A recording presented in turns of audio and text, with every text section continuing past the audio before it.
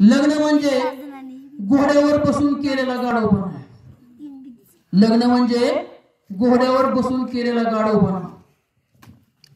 हिंदी में ऐसा कहते कि शादी के लड्डू खाए सो पछताए और जो ना खाए वो भी पछताए.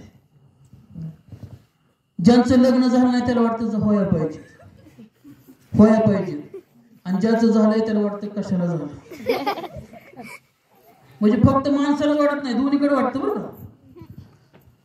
आणि ग्रामीण भागामध्ये तर मी एक दिवशी आमच्या शेजारी ती बाहेर रानातून आली होती, भांडणं काय झाली होती, ती भाकरी थपता म्हणत होती, मुडदा मिळाला कुठं माझ्या नशिबात आला, त्याचा जाळ झाला.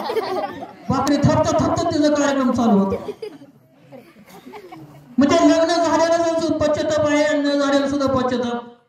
आता लग्नामध्ये बघा, लग्न अगोदर लगेच लग्न लागायच्या अगोदर म्हणजे लग्न आपलं जेव्हा ठरतं त्याच्या अगोदर मुलगी पाहण्याचा कार्यक्रम असतो.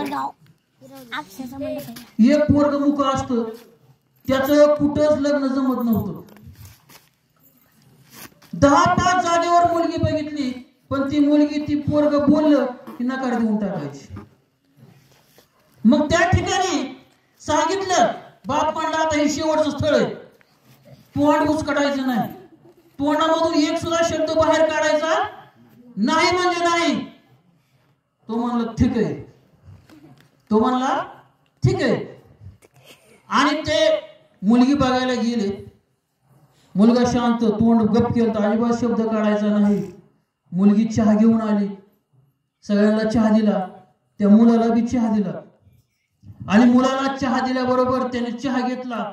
चहा गरम होता, त्याने तोंडाला लावला आणि तोंडाला लावल्याबरोबर त्याला असा काय चटका बसला की ते लगेच म्हणलं लय दलमय. आता लय दलमय म्हणल्यावर ती मुलगी म्हणली फुतून पी.